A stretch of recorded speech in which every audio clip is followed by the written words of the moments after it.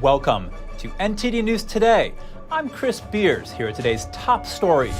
The nation's largest Memorial Day parade. We have the latest on how hundreds of thousands are coming together to honor those who sacrificed for freedom. For Memorial Day, we'll also speak with a man who humbly spreads the patriotic spirit in his community in Florida. With the deal on the debt limit reached, we take a look at some analysis and criticism, including one senator calling China the winner in the agreed defense budget. A building in Iowa suddenly collapsed on Sunday.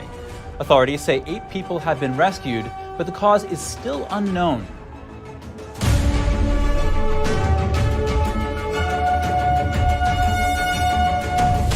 It's Memorial Day, and the nation's largest Memorial Day parade to honor the fallen is set to begin in just 2 hours. Joining us now live on Constitution Avenue is NTD's Iris Tao. Iris, how's it going over there?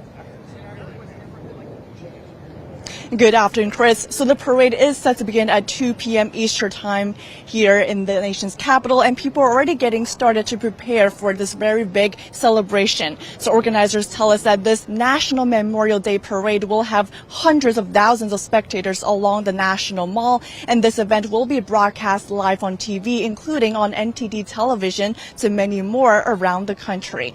And in this parade, we'll be seeing marching bands and veteran units from each of the 50 states around the country, and veterans here will be including those who have fought in World War I, World War II, including Vietnam War, Korean War, as well as in the liberation of Iraq and Afghanistan. So a lot to watch there.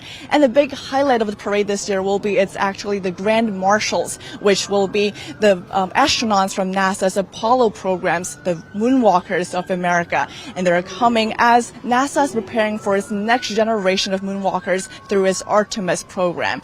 And so this parade will also be featuring a lot of balloons and floats, as well as performances, as you can probably hear right behind me right there. So we will be bringing the latest in NTD Television's live broadcast of this parade to begin in less than an hour, featuring the opening speeches. Chris. Thank you, Iris. In every community, it's possible to step up to make a positive difference. In Delray Beach, Florida, Scott Wheeler takes the initiative to spread Memorial Day spirit. I spoke with the retired airman earlier today about the patriotic contribution he makes in his neighborhood every year.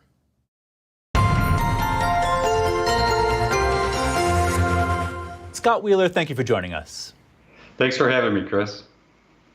Scott, you do a unique patriotic activity in your community. Can you tell us about that? Yes, sir. About 10 years ago, I decided I wanted to put some flags out in my yard for Memorial Day. And then I decided to buy 400 flags, which would represent every house in our neighborhood, and put one in everyone's yard. Started 10 years ago, and I just haven't stopped. What has the response to that been in the community? It's been fantastic. I've had a lot of people through the years use the flags that I'd given them in the past, and they'd be out in their yard when I came through a second or third or fourth time. And I got to meet a lot of my new neighbors that have moved into the area. So do you give them the flag to keep? Yes, sir, I do. I buy 400 a year, and I put them in everybody's yard, and they have a tendency to keep them and sometimes use them again the next year. Wow, that's quite the awesome contribution. Just moving along, both your grandfathers, your father, you and your brother are military veterans. What does Memorial Day mean to you and your family? Well, it just means that everybody gave just a little bit of the time in their life in order to fight for our freedom. Not everybody stays in for 20 years. I joined, and I only stayed in for 4 years, and it was a great experience. So what do you say to the young man or woman who's considering joining the military right now, but they're kind of on the fence? What do you say to that person? Well, that's a good question. I was on the fence also, being 18 years old in high school, having a few college acceptance letters, and I just decided to go into the military. I wasn't quite prepared for the world yet, and I went in at 18. It was a good time, and I learned a great deal. And when I came out, I felt like I was an adult and ready to move forward. So you feel like it gives you a great foundation for the rest of your life?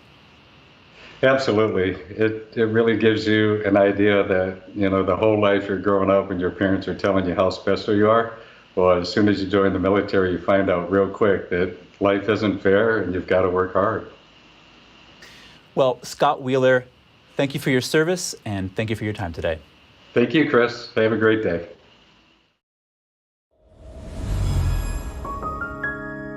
President Biden and House Speaker Kevin McCarthy on Saturday reached a tentative deal to avert a default on U.S. debt. Now the pair is tasked with getting it through Congress. NTD's Daniel Monahan has more on analysis of the agreement and opposition to it. President Biden spoke on Sunday about the bipartisan debt deal. The agreement prevents the worst possible crisis, a default, for the first time in our nation's history. Biden says the agreement took the threat of catastrophic default off the table. Professor Sarah Binder said the deal is relatively small, but gets the job done. She says it raises the debt limit and there is a slight cutback in federal spending. You might think that perhaps President Biden sort of dodged a bullet here. Binder says the spin from the package from the Democrats' perspective is that it might have been a lot worse. I think it's easier for Republicans to claim that they've curtailed Democratic ambitions, even though they haven't done it very much. McCarthy and Biden will now be under pressure to get the agreement signed into law before time runs out. The deal would also claw back unused COVID funds, speed up the permitting process for some energy projects, and include some extra work requirements for food aid program recipients. Congressman Matt Rosendale signaled Sunday he would vote against the debt ceiling deal. The Republican dubbed the proposal the Fiscal Irresponsibility Act. He lambasted it for failing to put a damper on federal spending. Rosendale said, "It is frankly an insult to the American people to support a piece of legislation that continues to put our country's financial future at risk." Meanwhile, Senator Lindsey Graham criticized the defense budget under the deal on Fox News for not increasing defense spending above inflation. The biggest winner of the Biden defense budget is China because they'll have a bigger Navy. Graham says the overmatch with China is real and the new budget makes it even worse for the U.S. Graham also addressed China while visiting Ukraine on Friday. According to the senator, if the U.S. fails to back Ukraine enough in the war against Russia, that would send a signal to China that it could take Taiwan. What I want the Chinese to see is that invading a neighbor is not as easy as it looks. A hard line toward China is one of the few policies with bipartisan support in the deeply divided U.S. Congress. Daniel Monahan, NTD News. An apartment building collapsed in Davenport, Iowa over the weekend. Authorities say 8 people were rescued overnight. Video shows the moments right after the collapse, with part of the 6-story building turned to rubble. Authorities didn't say if anyone died in the accident or how many people might still be trapped. Davenport's mayor said the focus is currently on rescue. He said construction was underway on the exterior of the building at the time. The cause of the collapse isn't yet officially known, but gas leaks and water seepage are possible factors. South Dakota's governor has challenged public universities in her state to step away from so-called woke ideology. She wants them to instead focus on quality of education. Governor Kristi Noem told the Higher Education Board it should ban campus drag shows, remove mandates that compel the use of preferred pronouns, and end monetary influence from the Chinese Communist Party. And said she wants the Education Board to raise graduation rates across the 6 universities to 65%. The current graduation rate is 47%, which is below the national average of 63%. Noem says higher education across the country is in a state of crisis because ideology that stifles free speech and diversity of ideas. Noem says her administration has created a new whistleblower hotline where students, faculty, parents, and taxpayers can report concerns about institutions of higher education. State Farm Insurance will no longer offer new insurance policies on California properties. The firm is fighting the pressures of inflation, as well as the state's ever-increasing wildfire risks. The company says it will still serve existing customers and that the decision does not affect car insurance. Several insurers are scaling down their offerings to California homeowners over wildfire worries. Most of the cutbacks have taken place in regions more prone to the danger. Last year, AIG told high net worth clients the company would stop renewing their policies. The American Property Casualty Insurance Association blames inflation. It says inflation makes every aspect of insurance claims costlier. The California Department of Insurance says it's working with insurers to improve the insurance market. Still to come, Americans are worried about AI's potential threat to mankind. According to a new poll, some experts are sounding the alarm. And social media and AI algorithms, can these be used for good? We speak with an expert about the impact on minors and what a positive social media space looks like.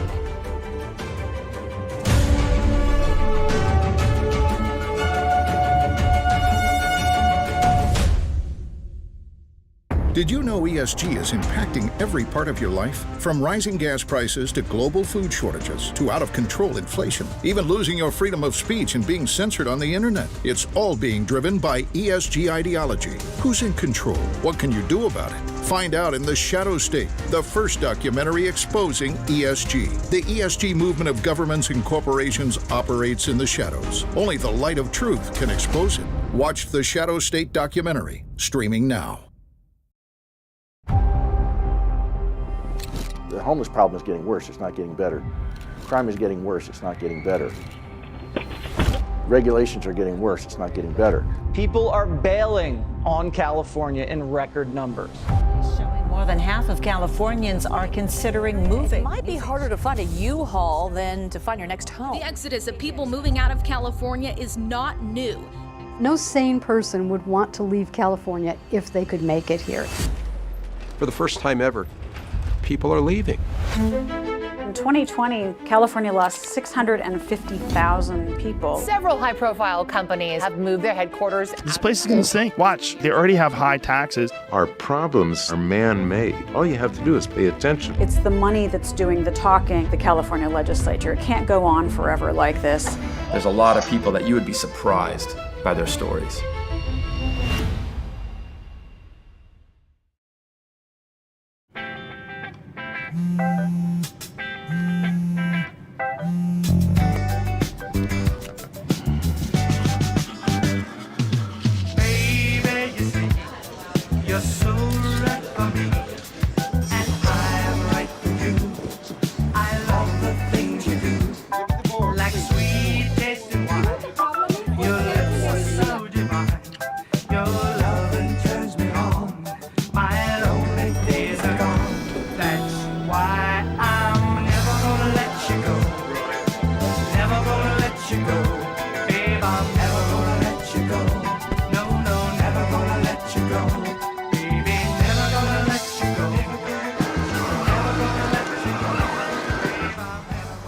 Here you go.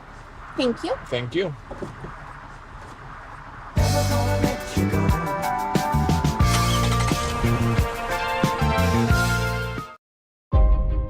The lasting beauty of realistic oil painting. Brilliant, expressive, and inspirational. The 6th NTD International Figure Painting Competition. Guided by pure authenticity, beauty, and goodness. Invites you to join us on a journey back to traditional art. The Gold Award is $10,000. For more details, please visit oilpainting.ntdtv.com.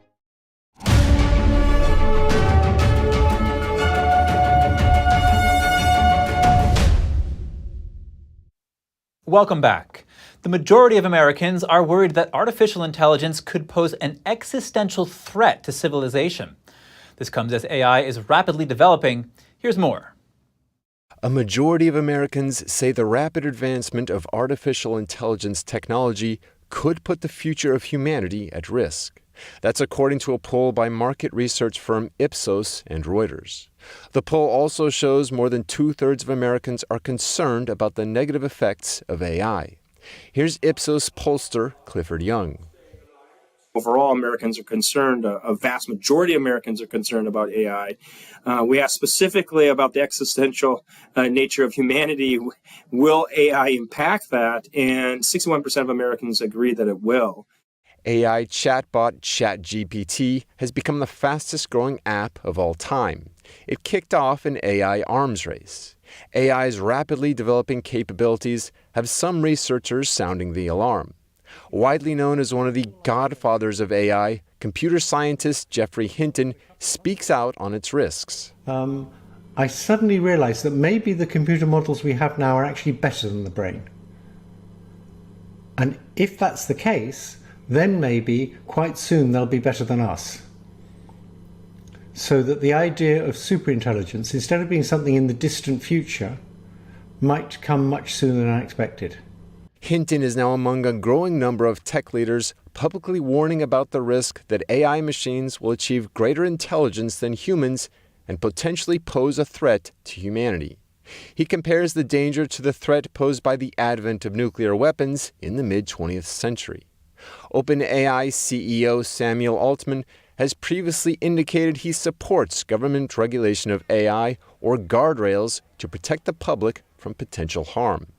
The Ipsos and Reuters poll also shows that the American public favors government oversight of AI.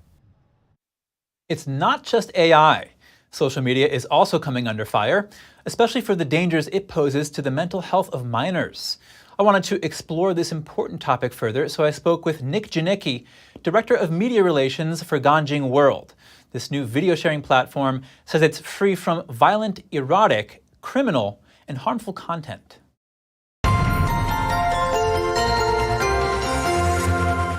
Nick Janicki, thank you for joining us. Of course, it's my pleasure. Thank you, Chris. How is social media impacting the mental health of young adults and children in America?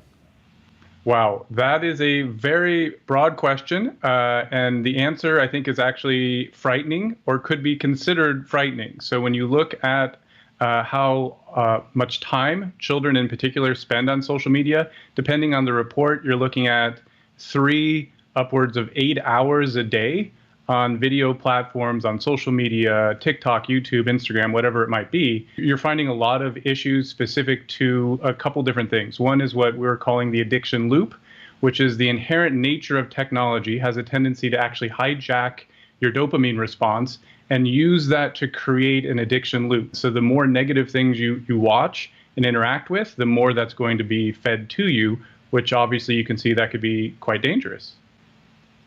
Wow, that's pretty scary. What can parents do to protect their kids from this kind of stuff? You know, I've been reframing the birds and the bees talk for social media. And so what I mean by that is I have a 9-year-old daughter, and anybody that has children that are approaching the teenage years, I think it's really important to have a real serious sit-down conversation with your children and just let them know these things are designed in a way, not necessarily to manipulate you, but they are designed to reinforce what you're looking at. So it's up to you as an individual, as a parent, to teach your children things about intention, about character development, and about purpose. So the idea is, what is the purpose of going on social media, right? And then ignore the things that aren't contributing to that larger purpose, right? And then focus on the things that are. You mentioned algorithms. You know, artificial intelligence is making its way through the headlines right now. How is that playing a role in all of this? Really great question. There's a Stanford professor, his name is B.J. Fogg, and he said the opposite of addiction is connection. So the idea is Facebook's full purpose for coming out was to connect more people together. What ends up happening is you start getting into polarized group, you start getting into groupthink. So all of these algorithms, the AI, if you will, the artificial intelligence, has to kind of be trained to sort of undo some of that. But part of that is our own responsibility on how we interact, if that makes sense. Yeah, it does. You're the spokesperson for Ganjing World. Can you tell us about how your company is different from other social media platforms?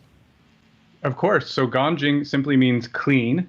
And so the idea here is a clean world, a clean platform.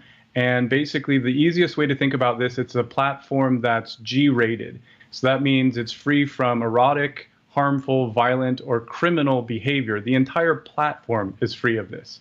And our mission is to essentially empower people through technology to reconnect to traditional values and divine culture in daily life. So that mission is essentially what's fueling the algorithms and what's fueling the entire platform. So parents can feel safe knowing that, you know, kids can come to this platform.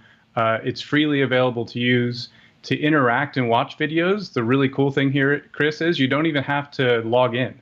So you don't even have to create an account to just use the platform and consume it. The only time you even have to log in is if you want to comment or create your own content. And how can people access the platform? Sure. If you just go to Ganjing, that's GANJING.com, you'll find it. There's also an iPhone app and an Android app, which I prefer to use the apps myself. So if you have a cell phone, it's an easy way to access it. Nick Janicki, spokesperson for Ganjing World, thank you. Of course. Thank you. It's my pleasure. Analysis shows that Fox News lost around 1 million viewers for its primetime show lineup. The drop comes after the network released popular host Tucker Carlson. Carlson left in late April. An analysis by Mediaite shows in the 4 weeks before his departure, Fox News primetime hours averaged about 2.6 million viewers. But in the 4 weeks after his departure, primetime viewers dropped by about 1 million, a 39% decline. The 8 p.m. hour that Carlson used to hold also declined dramatically. Carlson averaged about 3.2 million viewers in the weeks before he left. The replacement show, Fox News Tonight, is down to 1.5 million viewers on average. Earlier this month, a Fox News spokesperson responded to the ratings drops, saying the network is still the #1 cable news channel. Neither the network nor Carlson have spoken openly about why Carlson left. Coming up, Kyiv responds to allegations surrounding Beijing's special envoy and reports that China wants to split the West. And a giant Chinese battery factory in Hungary has sparked protests among local residents. We'll have the details soon when we return.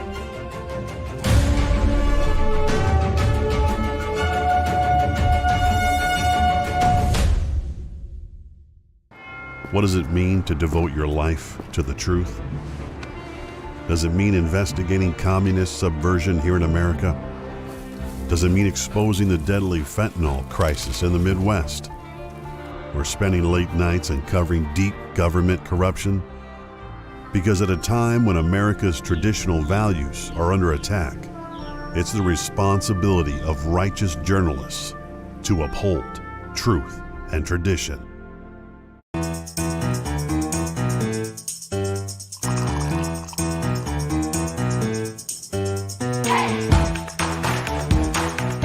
I'm Evelyn Lee. And I'm Kevin Hogan.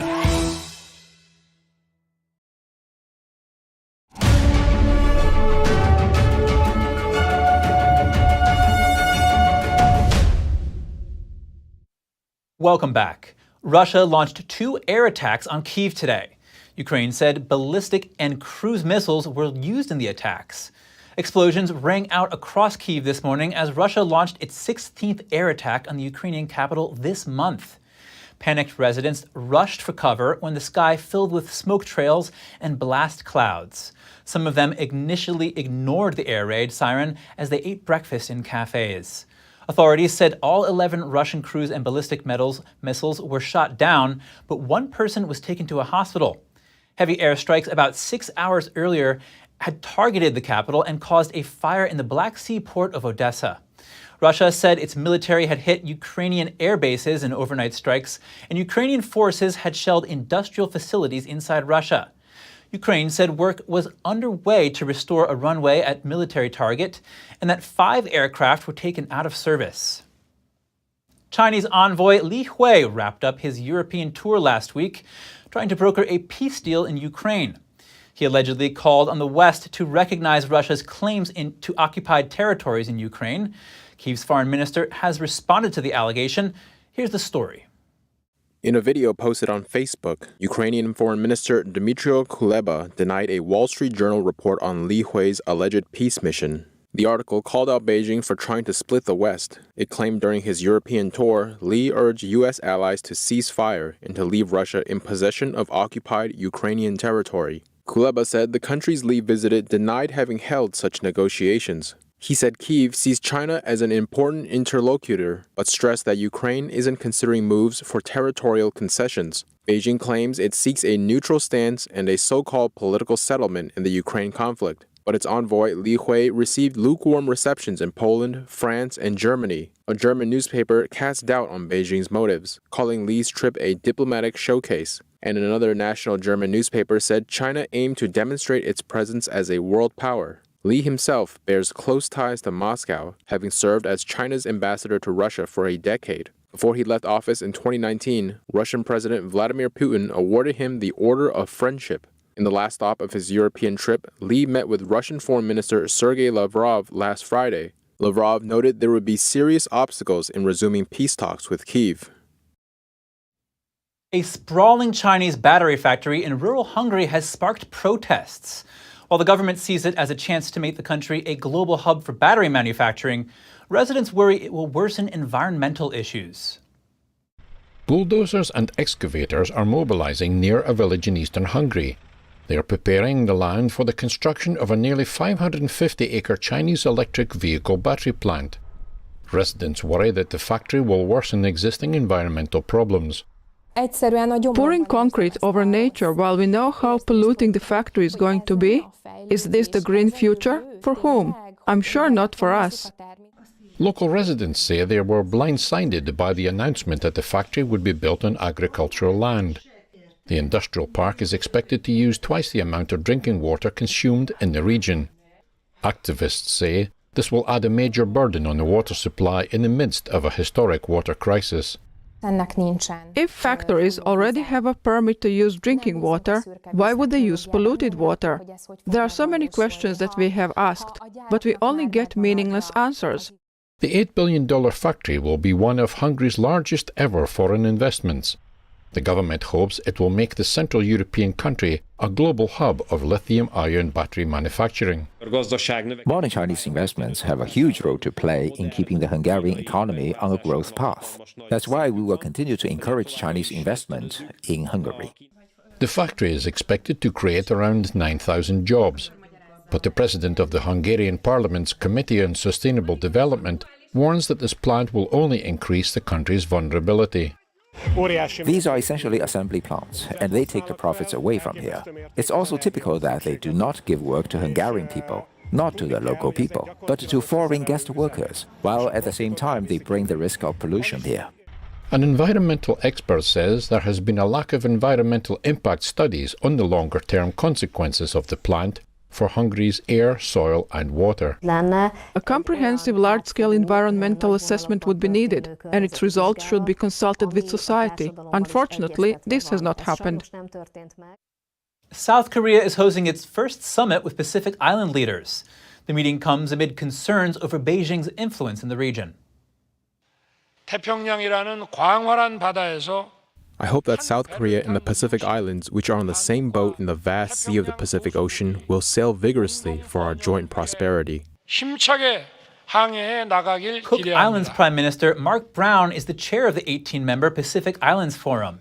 He said challenges facing the region are vast and complex. South Korean President Yoon Suk-yeol launched his administration's Indo-Pacific strategy last year. He pledged to promote a free, peaceful, and prosperous region on a rules-based order. That's amid China's aggression in the strategic waters and its economic leverage of small island states. Yoon also emphasized trilateral cooperation with Australia and the United States. If you'd like us to cover something specific, or if you just have some general feedback, please email us at news.today@ntd.com. The results are out from the big election in Turkey. The nation's longtime leader wins, extending his rule into a third decade. Find out what it means for Turkey and its allies. And does a new international treaty addressing potential future pandemic pose a threat to state sovereignty and individual freedom? We hear from protesters near a WHO meeting in Switzerland. More shortly here on NTD News Today.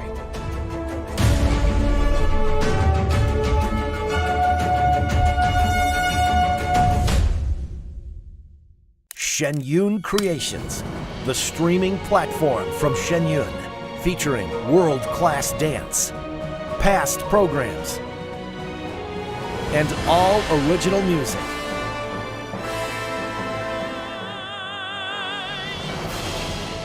Masterclasses, behind the scenes, comedy, and more. Explore shenyuncreations.com. The Fixture Pioneer, CGM. Professional AI intelligent fixtures. All-round integration of 4 systems. High precision, high durability, high quality, 2-micrometer repetition accuracy, more than 80 patent certificates, ISO 9001 approved. Precision clamping to meet your every need. CGM has it all. Pride of Taiwan, CGM. Stay tuned to get 2 rolls of alien tape free. You wouldn't stick your mother-in-law on the wall, but you could with alien tape. It just sticks. Just peel and stick to make anything stay in place quick. Brick, pavers, marble, tile, plastic, even leather. Nothing works better than alien tape.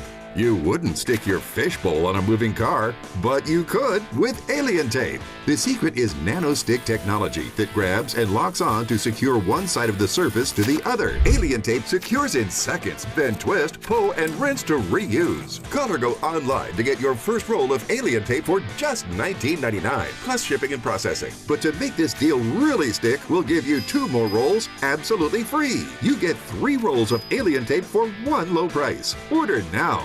To order, call 1-800-490-1364 or go to tryalientape.com. So call 1-800-490-1364 or order online at tryalientape.com. It's just clear as day. The media, whether it's broadcast, cable, or print media, has become extremely biased.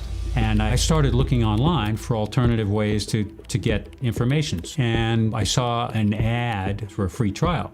And I looked at it and I said, Epoch Times. I mean, come on, this is end of days type of stuff. I mean, what are they going to be talking about here? And I said, well, it's a free trial. Let me dig in. Is it giving me both sides? Is it giving me an objective point of view here? I have looked for opportunities to see where they might be biased, and I don't find it. It has given me a level of trust in media that I didn't think I'd ever get back.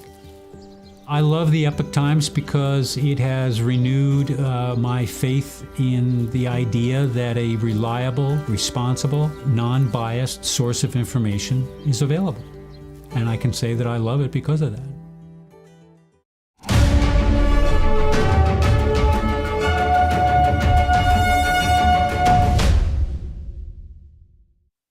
Welcome back. President Recep Tayyip Erdogan claimed victory in Turkey's presidential election yesterday, extending his rule into a 3rd decade. His opponent called the vote the most unfair election in years. Here's the story. Tayyip Erdogan is staying on as president of Turkey after winning the runoff presidential election on Sunday with just over 52% of the vote. It was seen as the toughest political challenge yet to his increasingly authoritarian rule, now set to enter its 3rd decade. Speaking to supporters outside his home in Istanbul before the final results were released, he said, Turkey is the only winner today. Thousands of jubilant Erdogan supporters celebrated in Turkey's streets. We are very happy. We think Erdogan deserved to win. That was what had to happen. There couldn't have been another leader in this country. Russian President Vladimir Putin congratulated his, quote, dear friend on his victory. The election was seen as one of the most consequential yet for Turkey. The opposition believed it had a strong chance of unseating Erdogan after his popularity was hit by a cost of living crisis. Challenger Kemal Kılıçdaroğlu called it the most unfair election in years, but did not dispute the outcome. Erdogan, who is the head of the Islamist-rooted AK party, appealed to voters with nationalist and conservative rhetoric. His record includes having redrawn domestic, economic, security, and foreign policy in the NATO member country of 85 million people. The prospect of 5 more years of his rule is a major blow to opponents who accuse him of undermining democracy as he has amassed even more power, a charge he denies. The WHO is warning a new pandemic is about to emerge as member states debate a new legally binding global treaty. Hundreds of demonstrators over the weekend in Switzerland protested the pact, calling it a threat to the sovereignty of nations. NTD's France correspondent David Vivez has the story. The COVID pandemic is over, but the WHO says it's time to prepare for the next one. Health ministers of member states gathering in Geneva, Switzerland, are currently debating 300 new amendments for a new global health treaty. The pandemic accord would set the guidelines on how to tackle a new worldwide health emergency. The legally binding agreement aims to address what the UN agency calls the catastrophic failure of the international community to fight COVID-19 fairly around the world. Demonstrators showed up over the weekend near the venue to protest the WHO's plans. It's a power grab by the WHO, a form of control over member states. These new international health regulations containing 300 amendments and a second agreement. A new pandemic treaty will overlap a great deal with existing international health regulations. Above all, it is a serious attack on the sovereignty of states and the individual freedom of individuals. This is extremely serious. Private companies such as McKinsey, who played a key role in the COVID vaccine rollout in France, also attend the meeting. A clause in an earlier draft obliging pharmaceutical companies to make details of their deals with governments public appears to have been dropped. We also have reason to be concerned about the fact that there are a lot of private sponsors involved with the WHO. As it turns out, these are people and companies who are involved in everything to do with drugs and vaccines. As a result, the WHO is going to be completely taken over by its funders and will no longer be able to defend the health of the population properly. WHO's Director General Tedros Ghebreyesus said reforms shouldn't be delayed to prepare for the next pandemic.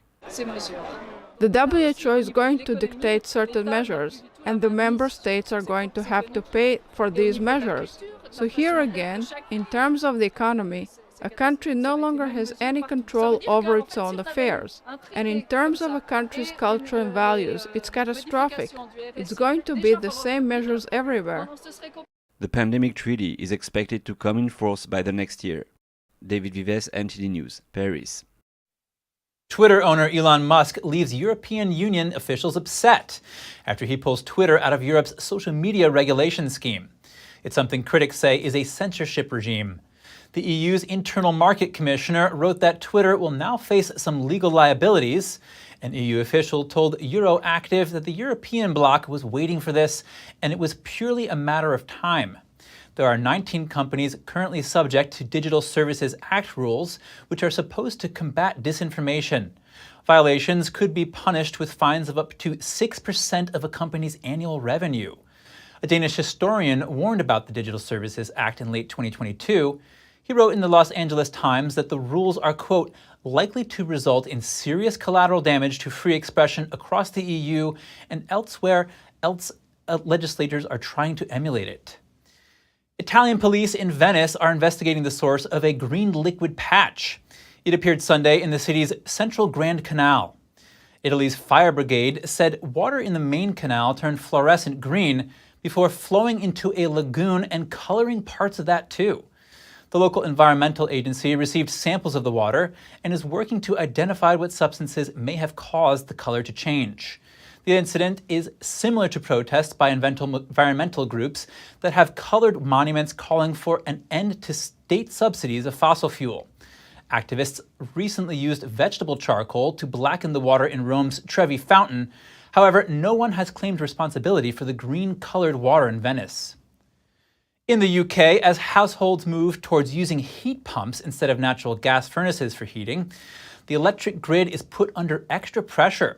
But an expert says the country isn't ready to meet the demand. More on this from NTD's Malcolm Hudson. The UK government is promoting the installation of heat pumps to replace natural gas furnaces. It has set a target of installing 600,000 per year by 2028. Heat pumps, which run on electricity, are considered more energy efficient than heating with natural gas. There are concerns their mass rollout would burden the electric grid too much and may lead to blackouts. Harry Wilkinson, head of policy for Net Zero Watch, says the UK isn't prepared for the shift. Especially when you consider the fact that many of our nuclear power stations are closing in the coming decade. It really seems that the country isn't ready yet to be able to cope with that increased demand. Over 40% of the UK's electricity last year came from fossil fuels, mostly natural gas. 35% came from renewables and 15% from nuclear. However, wind and solar are not reliable.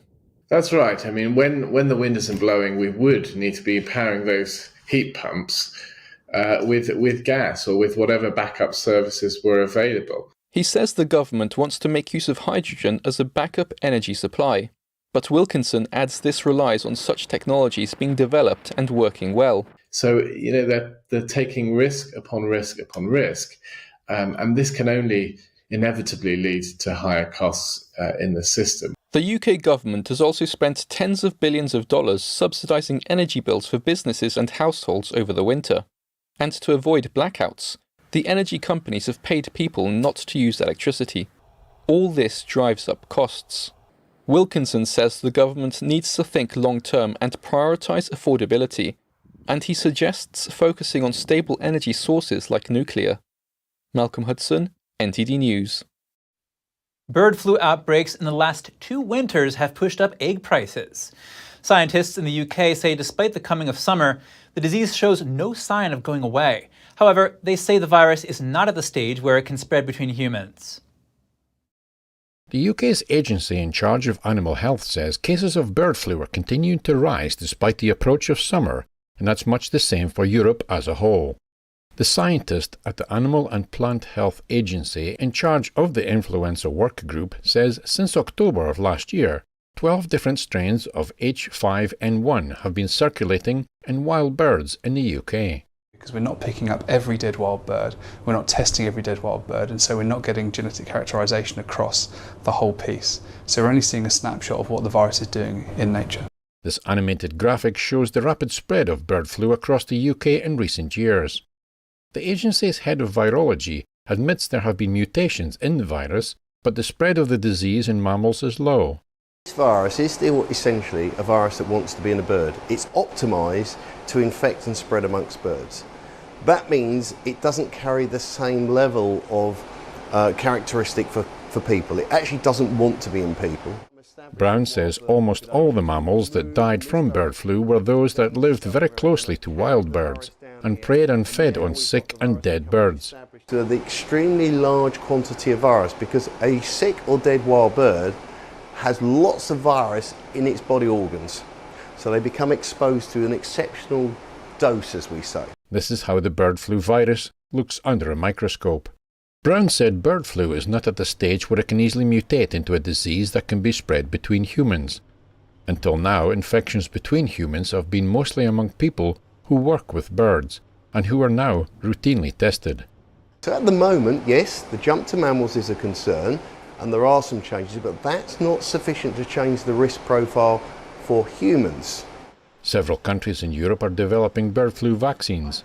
However, Brown says this isn't always a good solution, as the asymptomatic birds can still carry the virus, but no one can see it. When we come back, from home swaps to dog walking, travelers are saving big on their accommodation costs. Vacationing is more expensive in the post-pandemic era, and some have found creative workarounds. And Jerusalem's Tower of David is open to the public once again after 3 years of renovations. We'll take you to see the $50 million revamp here on NTD News.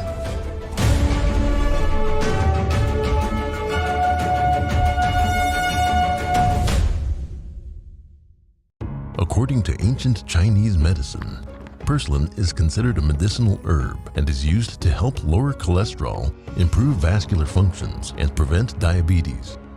Perilla seeds can nourish the lungs and spleen. It is used to treat asthma and improve pulmonary functions.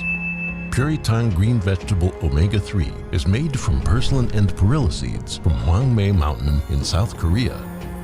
It contains over 90% of omega-3, 6, 7, and 9. The highest concentration possible without chemical additives. The soft gel is made of natural seaweed. It is 100% organic and vegan. Both adults and children can take it with peace of mind. Ancient recipes were passed down from heaven to bring prosperity and longevity. Puritang green vegetable omega-3. Life doesn't always give you time to change the outcome. Prediabetes does.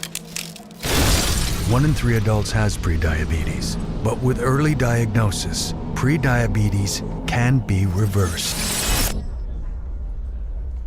And you can change the outcome.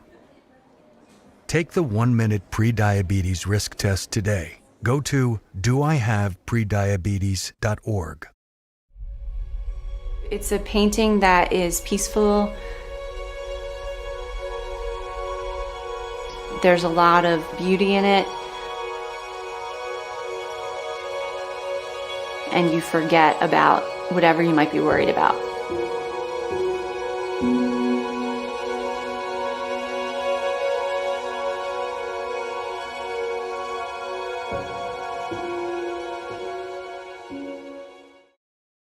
William Bouguereau's staggering work, both in quantity and quality, numbered over 800 exquisite paintings during his lifetime. Bouguereau was the most famous artist in all of France, possibly all of Europe. These are emotionally powerful works, amongst the most powerful in art history. 我第一次看到就是布格罗的画的时候，我就感觉到非常的震惊。我觉得哇，居然有人画到这么的完美，所有的一切都无可挑剔。 In this episode, we'll investigate the talent of a genius and a true master in his field who was first highly praised and recognized, but later destroyed. What was it about him or his art that made an entire society turn against him and banish both his name and his works?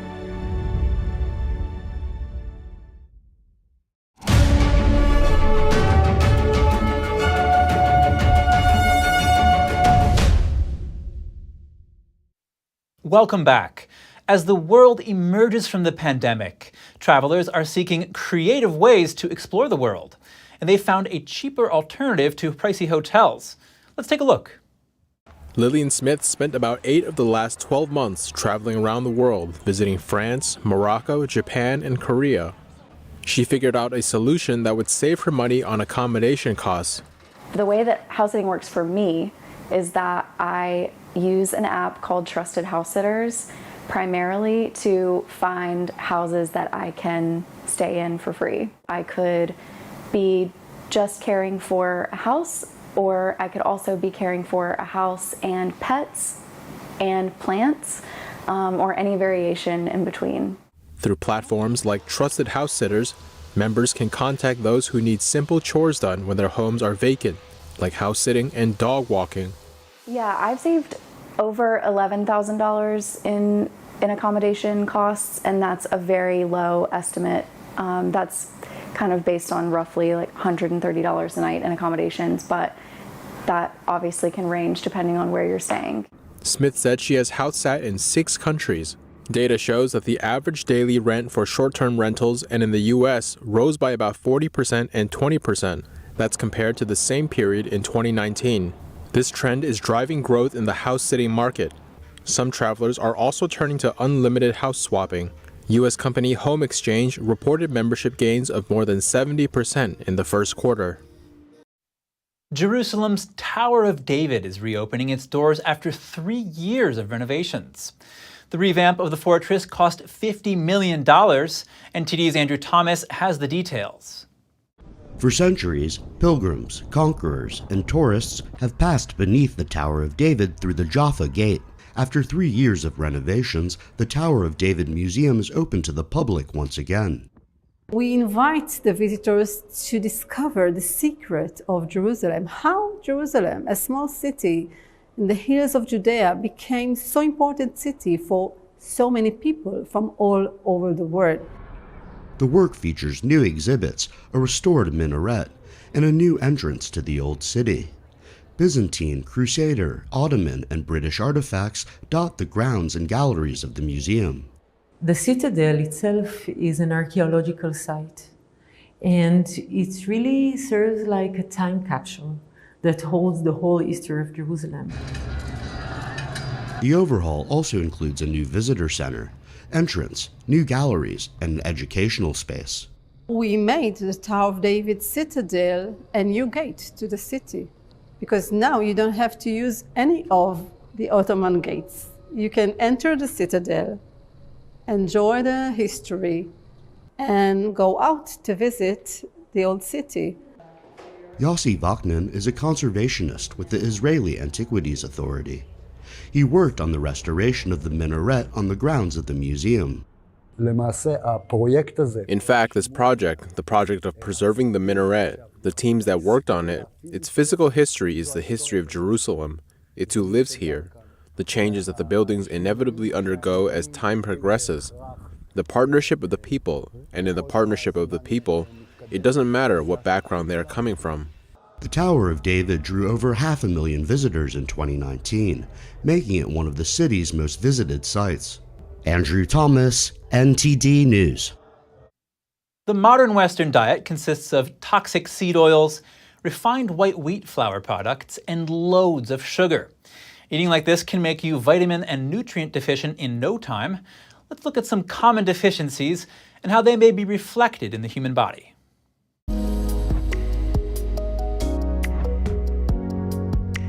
Our body requires vitamins, minerals, and other nutrients in order to function well. Any kind of deficiency is a serious problem and should be treated without delay. The good news is that the human body is like a mirror. It reflects deficiencies with external symptoms. Nutrient deficiency symptoms are reflected in 5 important parts of the body. Let's get started by looking at the head. Hair loss is a sign of vitamin deficiency. Common deficiencies include folic acid, vitamin B5, vitamin B6, and essential fatty acids, EFAs. Dandruff problems indicate EFA, antioxidant, especially selenium, or B-complex deficiencies. Next, let's look at the face. Dark circles under the eyes can indicate low levels of quercetin and vitamin C. Acne is mostly caused by zinc, EFA, and vitamin A deficiency, and may be triggered by overconsumption of bad fatty acids, like those present in fried, oily food.